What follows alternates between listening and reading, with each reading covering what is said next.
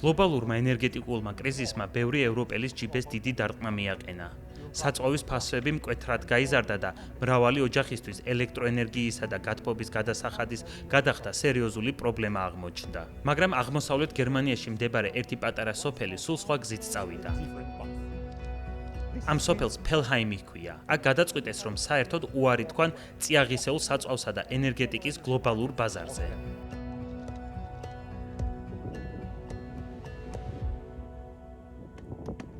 ფელდჰაიმის 130 ბინადარი ელექტრომომარაგებაში სამჯერ ნაკლებს იხდის, ვიდრე სხვა გერმანელი მომხმარებელი. ეს კი მას შემდეგ გახდა შესაძლებელი, რაც ადგილობრივებმა ენერგოეფექტური გზით წასვლა გადაწყვიტეს.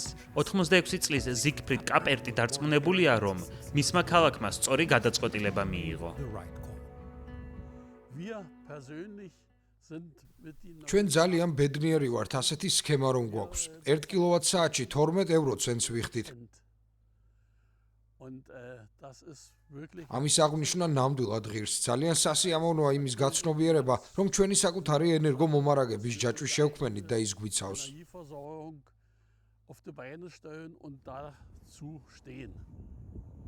კაპერტმა ქარის ელექტროსადგურის სანახავად წაგვიყვანა, რომელიც სოფლის შემოგარენშია.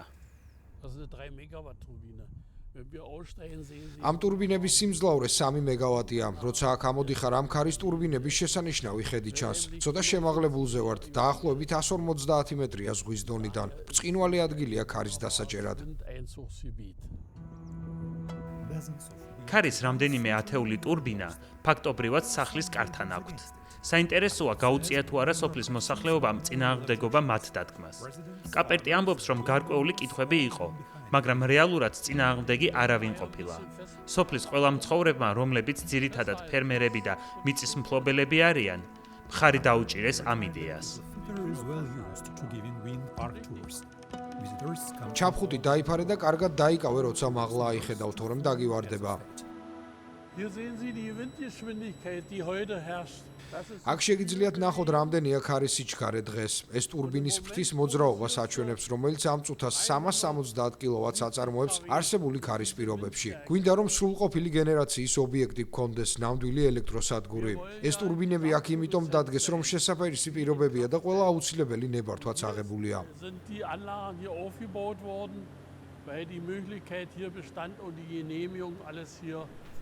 კაპერტი, რომელიც პენსიაზე გასული ელექტრიკოსია, მიჩვეულია ქარის ელექტროსადგურში ტურის ჩატარებას. მთელი მსოფლიოდან ჩამოდიან მნახველები. ცნობის მოყვარე მეზობლებით დაწყებული, სახელმწიფოს მეთაურებით დამთავრებული.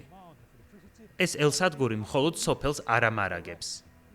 ქარის ყველა ეს ტურბინა 250-ჯერ მეტ ელექტროენერგიას აწარმოებს, ვიდრე ფელდჰაიმი მოიხმარს. ჭარბ ელექტროენერგიას ეროვნული ელექტროგადაცემის ქსელი ყიდულობს. თუმცა ქარის ელექტროენერგია ამ არეში ერთადერთი განახლებადი წყაროდან მიღებული ელექტროენერგია არ არის. ტურბინების შორის გადაშლილ მინდორზე სიმინდია დათესილი. როდესაც ყანა დამწიფდება, მარცვლეულს მიაწოდებენ ფელდჰაიმის ბიოგაზის ქარხანას, რომელიც სოფლის ენერგოდამოუკიდებლობის კიდევ ერთი დასაყრდენია და რომელიც ფერმერმა ვერნერ შლუნკემ ააშენა. მარცვლეულის სწორი პროპორცია გვჭირდება. სიმინდის სალოსისგან, რომელსაც ჭვავსა და ნეღზურევენ, იღებენ ბიოგაზს, რომელიც ელექტროგენერატორს ამუშავებს. ელექტროგენერატორი კი თელ სოფელს აწოდებს ელექტროენერგიასა და გათბობას ხელმისაწვდო ფასად. ამ სადგურის თანამფლობელი ადგილობრივი მოსახლეობაა და ფერმერებისთვის ის შესანიშნავი ბუფერია, როდესაც აგრარული პროდუქტის ბაზრები ვარდნას განიცდიან. ფასები ჩვენს პროდუქციაზე განსაკუთრებით კარტოფილსა და შაქრის ჭარხალზე იმდენად დაეცა, რომ აღარ გვიღირდა მათი მოყვანა. ამიტომ ვიფიქრეთ, მოდი ბიოგაზის ქარხანა გავაკეთოთ. მისთვის სიმინდია საჭირო, რომლის მოყვანაც ან გამოთავისუფლებულ მიწაზე შეიძლება. ამის წყალობით მოთხოვნა ისევ გაჩნდა პროდუქტზე და მთლიანობაში მოგებაზე გავედით.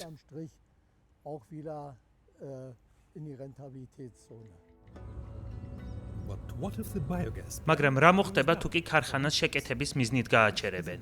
სოფელს სათადარიგო რესურსიც აქვს. ნახერხზე მომუშავე თანამედროვე ბოილერი. მახლობლად მდებარე ყოფილი საბჭოთა სამხედრო ბაზა კი მზის პანელების სადგურად აქციეს.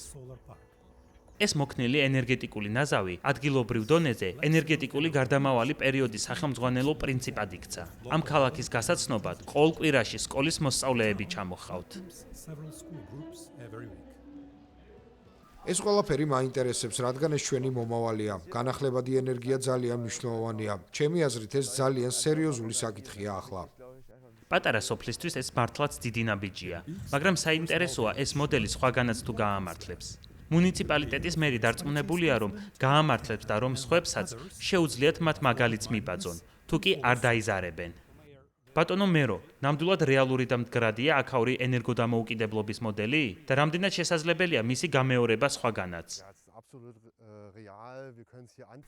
ნამდვილად რეალურია. შეგიძლიათ შეეხოთ და დაინახოთ ქარი, მზე, ბიოგაზი. სამივე ერთად მუშაობს და ადგილობრივ თემს სრულად ამარაგებს. ასე რომ ეს ნამდვილად შეგიძლია თავადაც გააკეთო.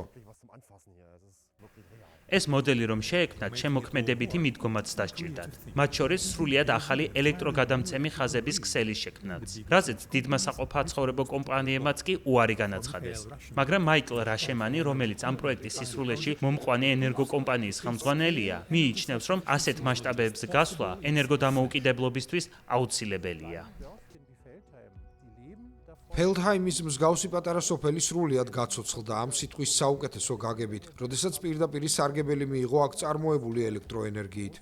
დიდ ქალაქებს მისგან განსხვავებით არ შეუძლიათ ენერგიით საკუთარი თავის სრულად დაკმაყოფილება.